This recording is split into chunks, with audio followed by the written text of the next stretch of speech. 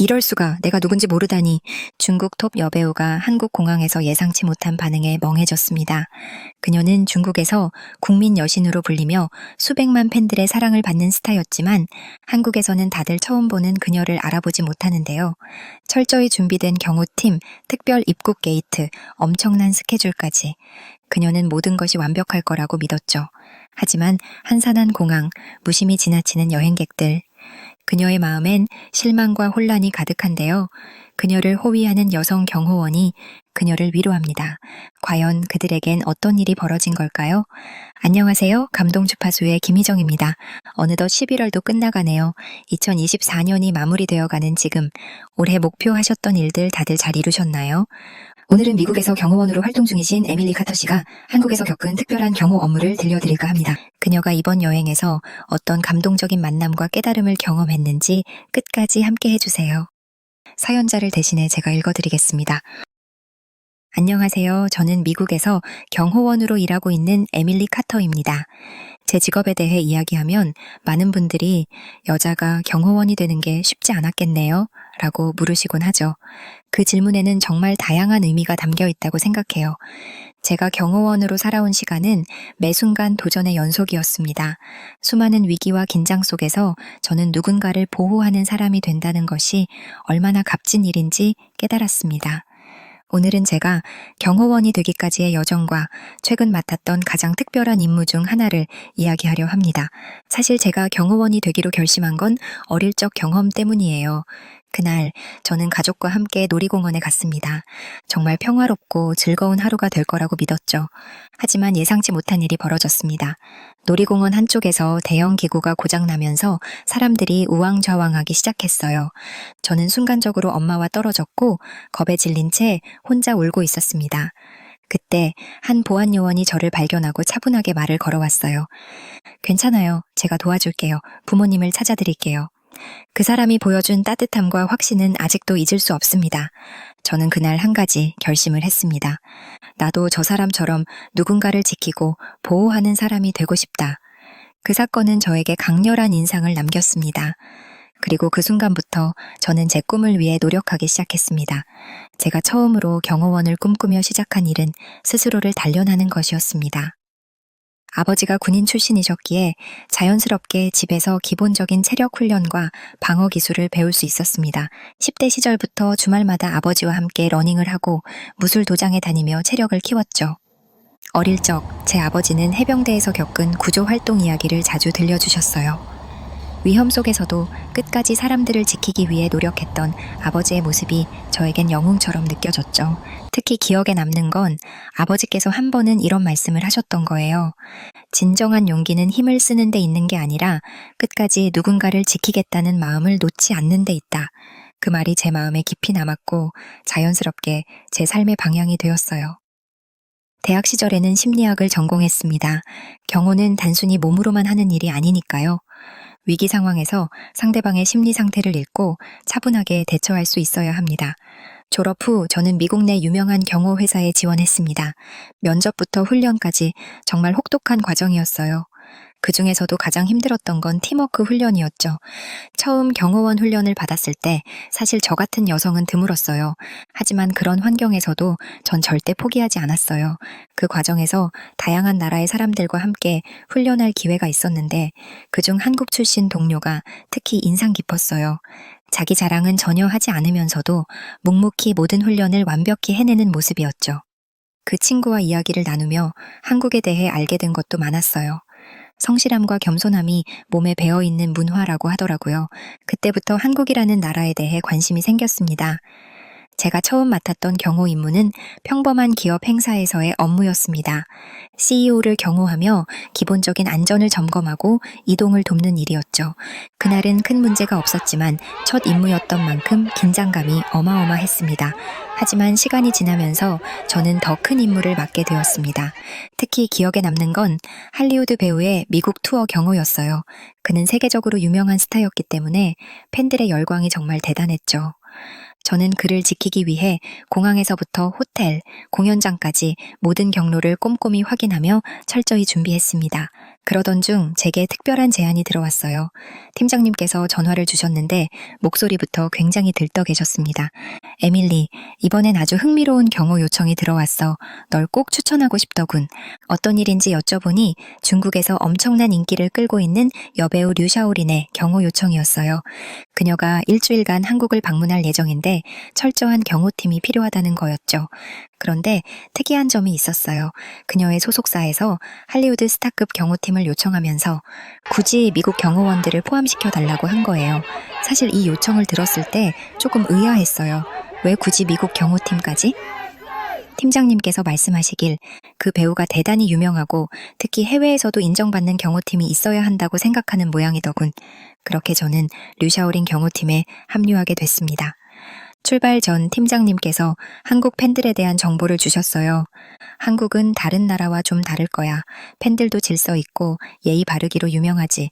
너무 걱정하지 않아도 돼. 그런 정보 때문에 중국에 도착했을 때는 살짝 당황했습니다. 일단 류샤오린 씨는 중국에서 국민 여신으로 불릴 만큼 유명한 배우였죠. 이번 임무는 한국에서 열리는 광고 촬영과 팬미팅 행사 일정이 포함되어 있었지만 류샤오린 씨의 경우는 중국 공항에서부터 시작되었어요. 그때 상황은 정말 힘들었어요.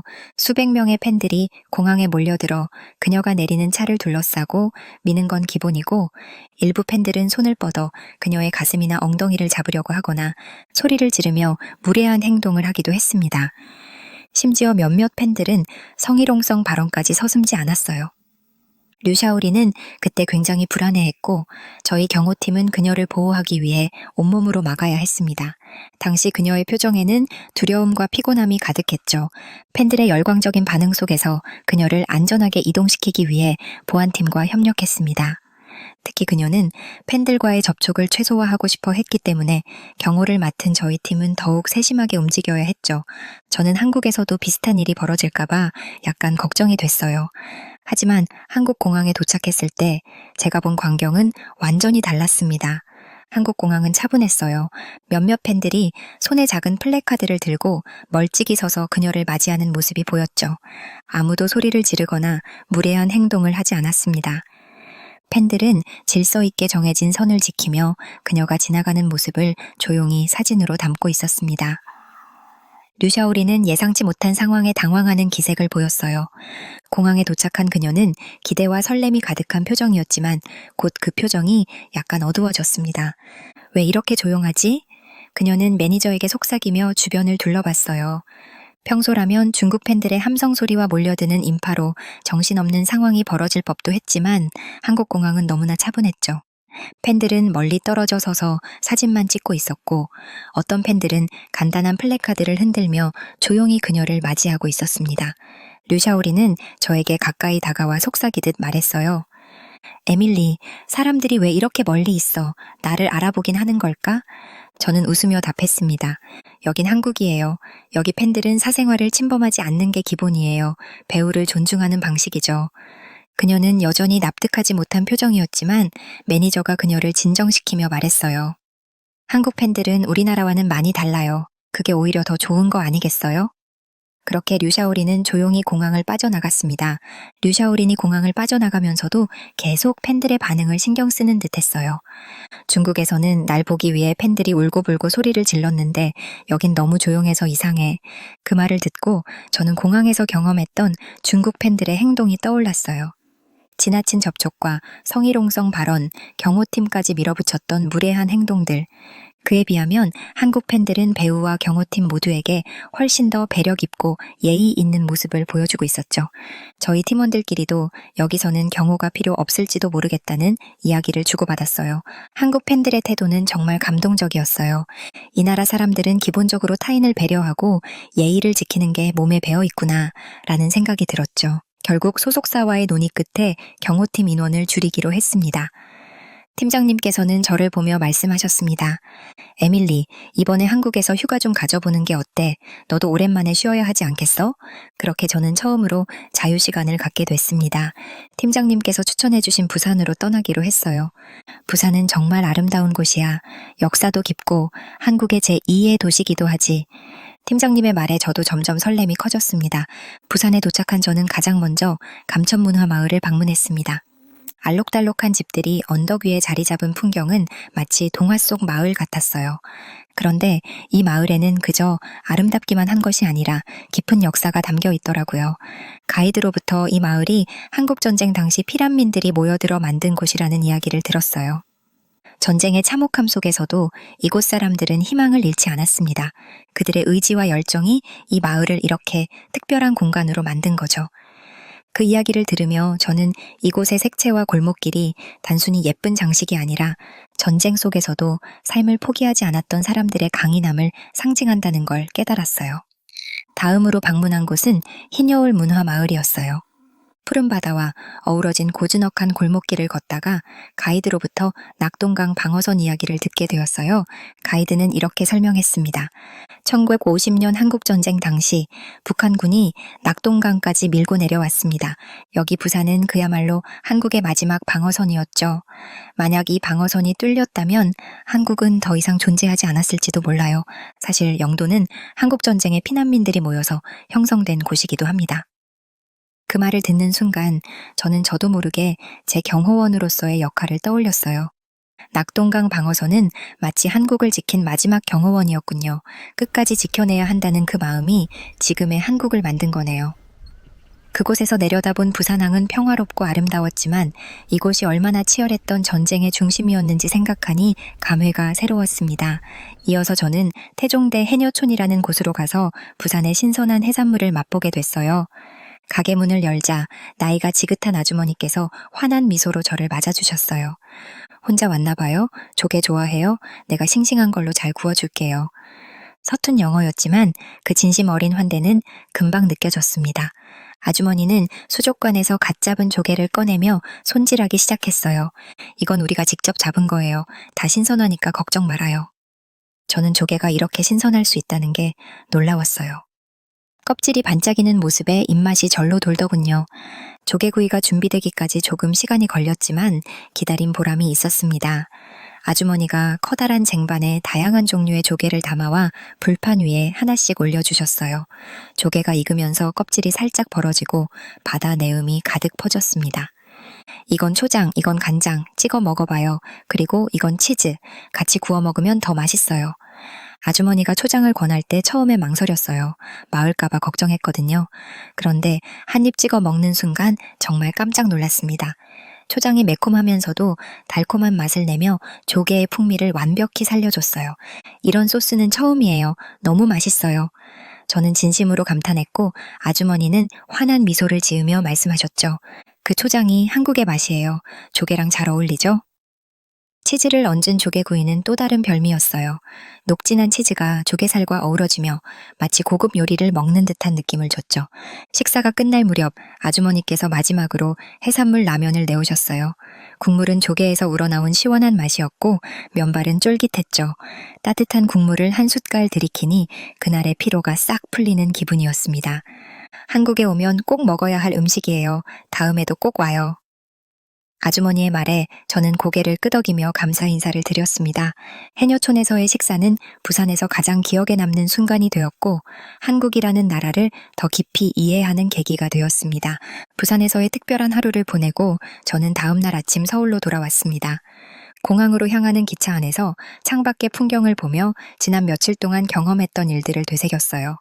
감천 문화마을에서의 희망, 흰여울 문화마을에서 느꼈던 한국 전쟁의 흔적, 그리고 해녀촌에서의 따뜻한 환대까지 모든 순간이 저에게 소중한 기억으로 남았습니다.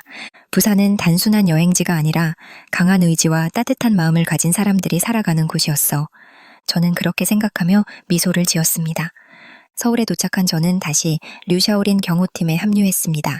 그녀의 한국 일정을 마무리하며 남은 이틀 동안 그녀를 가까이서 지켜볼 기회가 있었죠. 놀라웠던 점은 그녀의 태도가 정말 많이 변했다는 거였어요. 처음에는 한국 팬들의 조용한 응원을 의아해했던 그녀였지만 이제는 오히려 그런 점을 즐기는 모습이었어요. 팬들을 마주할 때 그녀는 감사의 마음을 담아 손을 흔들며 미소를 지었고 스태프들과의 대화에서도 한국에 대한 호감과 존중을 자주 표현했습니다. 어느 날 저녁 그녀가 저를 불러 조용히 물었어요. 에밀리, 경호원으로 일하면서 힘든 순간도 많았겠지만 그런 시간을 견디게 해준 특별한 순간이 있었어? 저는 부산에서의 경험을 떠올리며 이렇게 대답했습니다. 사람들을 지킨다는 건 단순한 책임감 이상의 의미가 있어요. 부산에서 느꼈던 낙동강 방어선 이야기는 저에게 많은 깨달음을 줬어요. 끝까지 무언가를 지켜낸다는 것, 그게 얼마나 큰 힘을 발휘할 수 있는지요. 그녀는 제 이야기에 깊이 공감하는 듯 고개를 끄덕였습니다. 류샤오린의 일정을 끝으로 그녀는 한국을 떠났습니다. 공항에서의 마지막 인사 자리에서 그녀는 저와 경호팀에게 따뜻한 미소를 지으며 이렇게 말했어요. 한국에서의 시간은 내게 정말 특별했어요. 팬들의 존중, 그리고 이 나라의 깊은 문화와 사람들의 따뜻함을 알게 됐어요. 다음에 또 한국에 올 수 있으면 좋겠어요. 그 말을 들으며 저는 뿌듯한 마음이 들었습니다.